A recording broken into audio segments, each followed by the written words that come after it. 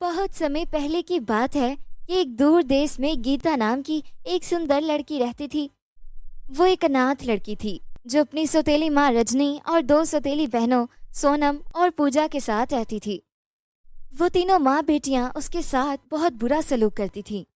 गीता सुंदर होने के साथ साथ एक नरम दिल भी रखती थी, जिसने कभी अपनी सौतेली माँ के जुल्म की शिकायत नहीं की थी। वो घर के तमाम काम बगैर किसी मदद के करती थी, मगर फिर भी उसकी सौतेली माँ रजनी उसे जली कटी सुनाती रहती थी। एक दिन जब गीता किचन के फर्श पर झाड़ू लगा रही थी, तो उसे एक पुराना जूता मिला जो पुराने सामान के पीछे छुपा हुआ था। गीता ने उसे उठाया और गौर से देखा। जूते का डिजाइन बहुत सुंदर था और उस पर चमकते जवाहरात भी लगे हुए थे। गीता उस जूते को देखकर बहुत हैरान हुई कि ये जूता यहाँ कैसे पहुंचा। गीता ने वो जूता जल्दी से छुपाया और अपने कमरे में ले आई। जूते को देखते हुए गीता ने सोचा कि मुझे ये जूता पहनकर देखना चाहिए। उसने जैसे ही जूता पहना, वो उसके पाँव में फिट आ गया और वो जैसे ही खड़ी हुई, उसने अपने पैरों में एक अजीब सी हरकत महसूस की और इससे पहले कि वो उस जूते को उतारती, वो उसे जमीन से उठाकर एक जादुई दुनिया में ले गया। ये जादुई दुनिया बहुत ही सुंदर थी। ये जगह रंग बिरंगे फूलों, गाते पक्षियों और बात करने वाले जानवरों से भरी पड़ी थी। गीता ऐसी जादुई जगह की सुंदरता देखकर हैरान रह गई और सोचने लगी कि वो वहां कैसे पहुंची।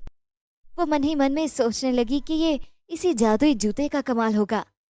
चलते चलते गीता ने सड़क के आखिर में एक शानदार महल देखा। उसने खुद से कहा, महल के अंदर जाकर देखना चाहिए, अंदर क्या है।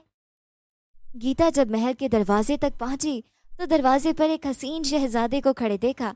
उसने हैरत से उसे देखा और पूछा, अरे लड़की, तुम कौन हो और इस महल तक कैसे पहुंची? गीता ने शहजादे को बताया, मैं इस जादुई जूते की वजह से यहाँ पहुंची हूँ।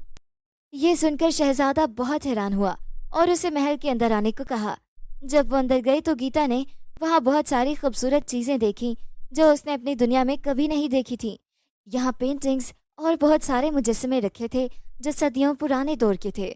शहजादे ने उसे अपने माता पिता से मिलवाया जो उस देश के बादशाह और मलिका थे। वो भी गीता से मिलकर बहुत खुश हुए और उसे अपने साथ रहने को कहा।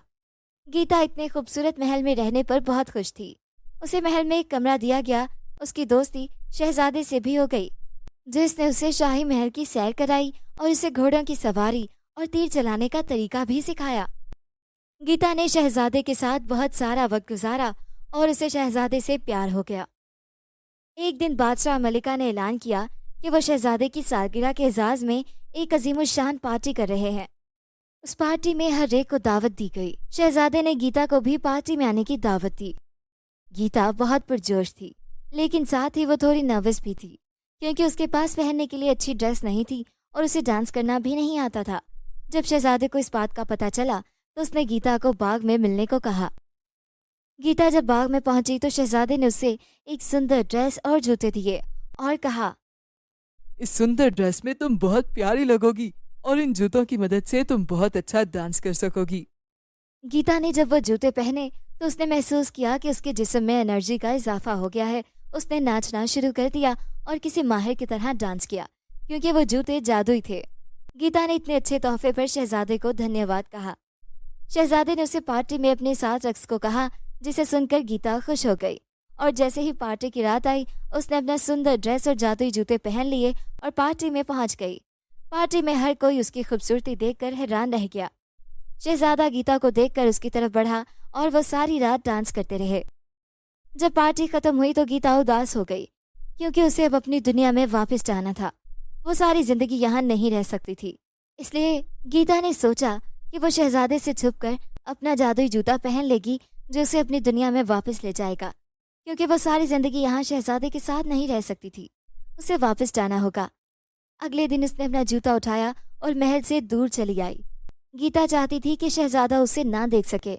जब वह महल से दूर आ गई तो उसने उदास नजरों से दूर महल को देखा और अपना जादुई जूता पहनने लगी ताकि अपनी दुनिया में वापस जा सके।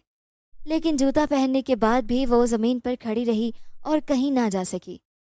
अचानक उसे अपने पीछे शहजादे की आवाज सुनाई दी। मुझे मालूम था कि तुम मुझसे छुपकर वापस चली जाओगी, इसलिए मैंने तुम्हारा जादुई जूता छुपाकर उसकी जगह आम जूता रख दिया। मैं अब तुम्हें वापस नहीं जाने दूंगा, क्योंकि मैं तुमसे बहुत प्यार करता हूँ और तुमसे शादी करना चाहता हूँ, ताकि तुम हमेशा मेरे साथ इसी दुनिया में रहो। शहजादी की बात सुनकर गीता बहुत खुश हुई, क्योंकि वो भी उस दुनिया में वापस नहीं जाना चाहती थी जहाँ उसकी सौतेली माँ उस पर जुल्म करती थी और कोई उससे प्यार नहीं करता था। और फिर शहजादे और गीता की शादी हो गई और वो हंसी खुशी रहने लगी।